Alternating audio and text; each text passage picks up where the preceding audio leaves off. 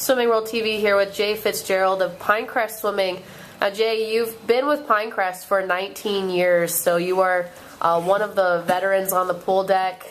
How is swimming going at Pinecrest? It's going really well right now. I mean, we've had some real good success with some of our athletes. Jordy Groders just placed second at the short course junior nationals for boys in the 100 breast. Kent Hefner is another one of our seniors who just signed to go swim at Harvard for next year. He was state champion in the Florida High School State Meet in the boys 500 free. So things have been rolling pretty well. You're a well-known program. Walk us through what your day-to-day, week-to-week looks like at Pinecrest. What do your swimmers expect when they come to work out? Well, I think they expect to be challenged, and I think they know that they are going to be working at a high level, to try to achieve some of the goals that they've set for themselves, as well as some of the goals that we set for the program.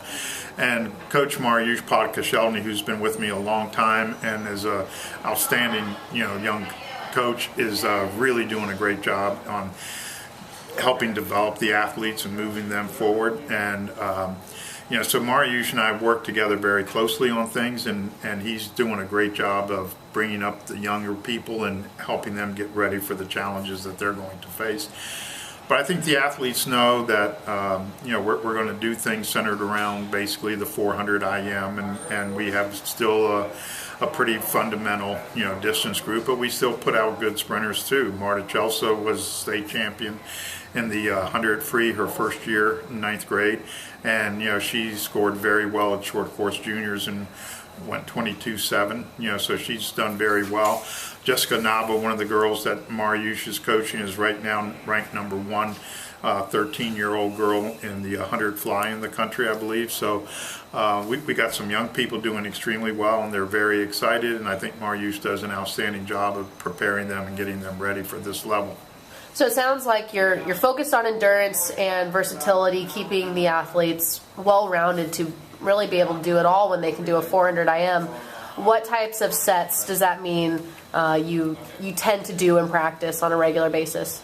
Well, we do a lot of IM base work, and we try to do a lot of things where they are working on switching from their strokes from one stroke to the next. There'll be the 400, there'll be the diet of so many 400 IMs on a given interval descent, but we do a lot probably more on 200 IM, and then we still work. We'll do the various test sets of kicking, trying to kick at a certain speed on their 100s or 200s, and chart that from week to week, and then bring it back out in 2-3 weeks and tell them this is their best average on their 10 100s kick of this or their 10 200s kick of that, and see if they can make improvement on that. And then we try to do the same thing on some of their stroke swims. Are there any tools that you use apart from the basic stuff in the water, whether it's power towers or dragging equipment? Is there any of that stuff that you Well, we use a lot of band. We do band work a lot in the mornings. We'll put a couple of lanes and have them swim against the bands for resistance, and we'll have them where they go with the band, and we're pulling them and working on their hand speed and things along those lines. But pretty much just the normal, we use monofins, we use a lot of underwater kicking, we do a lot of vertical kicking, with the program. So those are pretty much the fundamentals that we work with there. And also, you've been with Pinecrest for 19 years. What keeps you staying with this program? Well, I think it's a great place to work. Number one, it's a school and a club program combined. So it sort of gives me the best of both worlds. We get to work with athletes, and they are driven towards a high school state meet. So they have that team concept and that teamy atmosphere with it. But it is a normal club team, just like when I was coaching Santa Clara Swim Club. It's still just a normal club where students don't have to attend Pinecrest School to be on our club team. We have a lot of our young athletes go to other schools, but train with our club team year round and represent us in club swimming like what we're doing here at the Grand Prix.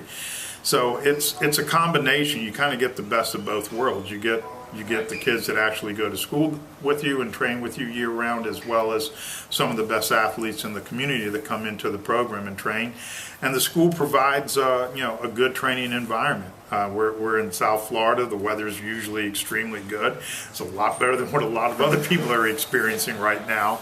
The kids enjoy swimming outdoors, and we have a great setup with an 8-lane 25-yard pool, and right next to it is an 8-lane 50-meter pool. We get a lot of the national teams from around the world that come in and do training camps there. I've had many contacts with a number of coaches over my career, that are at the Olympic level, and they've made contact with me since I've been in Fort Lauderdale. So our athletes get to see, the national teams from Canada, national teams from Europe and South America come in, and Dave Marsh brings Swim Mac, that elite program there, generally about once or twice a year to do a camp. So it's a great place to work. It's a good environment. Now, lastly, Pinecrest puts on summer camps every year for the swimmers. What can swimmers expect when they sign up for this camp, or what are they looking for? Well, I think the unique thing about our camp is it's very international. We kind of pride ourselves on being sort of a youth Olympic village, if you will. And last summer we had 39 different countries at our camp. Wow. So when the kids from the United States, from New York and Connecticut, Pennsylvania, Texas, California, come into our camp, unlike going to some of the other camps in the country, and a lot of people, everybody runs good camps, but you go to some of the university camps and you're going to be surrounded by people from Texas or surrounded by people from Georgia or someplace like that. In ours, they get to meet.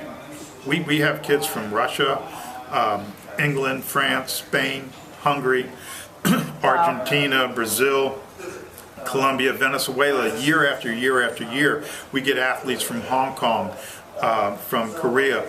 And so, especially in today's market with the social media and the kids on Facebook and all these things, they make friends, and so they really have a feeling of being like what it will be like if they ever made it an Olympic team for their country and being in an Olympic village. So I think that really does separate us a great deal. That is unique. Well, thank you very much, Jay. Thank you so much.